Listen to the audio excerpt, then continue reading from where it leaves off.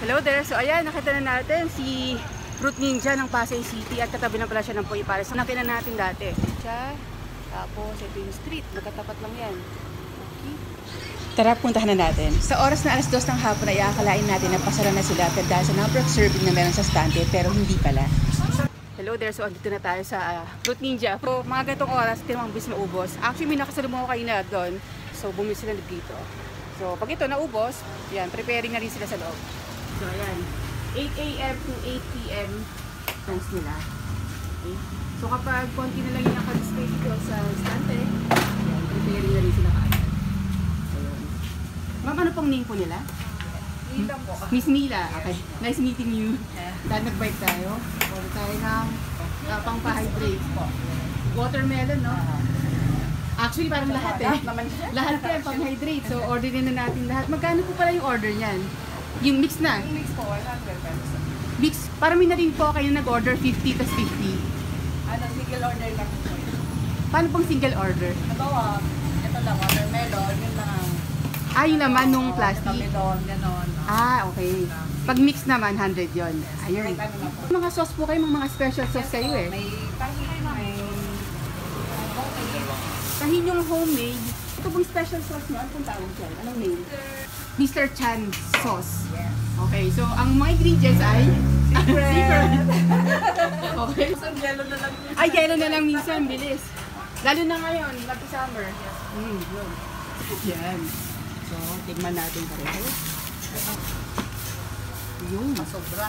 Ay, salamat po, Miss Mila. Tapos, tahin. Ano po ang best dito na sauce? Pareho?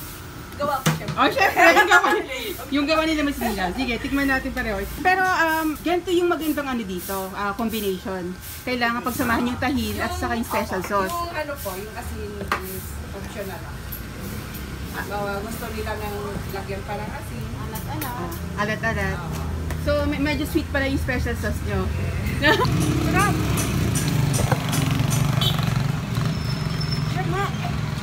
Ay, sorry. Masarap ang sauce nila! Bagay!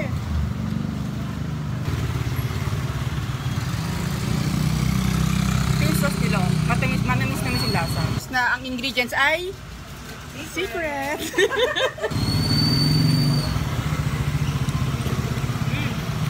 Kasi yung tahin, maasim-asim. Sa susunod na punta natin ay sana ay makita natin si Master Fruit Ninja o mas kilala sa tawag na Master Chan or Mr. Chan.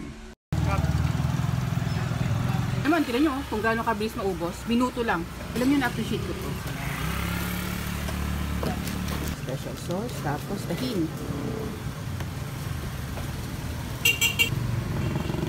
Alam nyo katurismo, yung isang serving ito, good for sharing ha. Kakabusog. Panalo. Anong prutas ang pinakamabenta dito? Single order. Ito po, honeydew. Honeydew. Parang na-expect ko po yung ano, watermelon. Oo, yan din. Depende sa pineapple. Ah, nga pala pineapple kasi naubos po kagad eh, no? Yun. Last bite. Sulit. Kakabusog. Clean as you go na tayo, Miss Mila. Okay, go. Bago lahat magpabite pala ako, nakalimutan ko. Wait lang. Ano nga po pala, Miss Mila, ang address natin? Barangay 183, Villamor, Pasay City. 10/3 ang ano yan. 10th Street. Yes. Ayan. Kaya ano pang yan sa inyo, pumunta na kayo dito dahil sobrang bilis maubos ng kanilang mga prutas dito. O yan, Miss Mila, sa rin po maraming po salamat sa heart. Sa napakasarap na prutas po. Ayan, so sobrang nabusog tayo dito sa fruit basket, dito sa Fruit Ninja, sa pwesto nila Sir Christian. Tignan nyo kung gaano kabilis maubos yung mga prutas nila. Diba? Anong oras na ba? 14:48 na ng hapon, ng dalawa ulit. Pero preparing na sila Miss Mila sa loob. Okay, so ngayon, susunod natin na pupuntahan. Ito tayo ng MOA. Ay, pangit pa sa labas.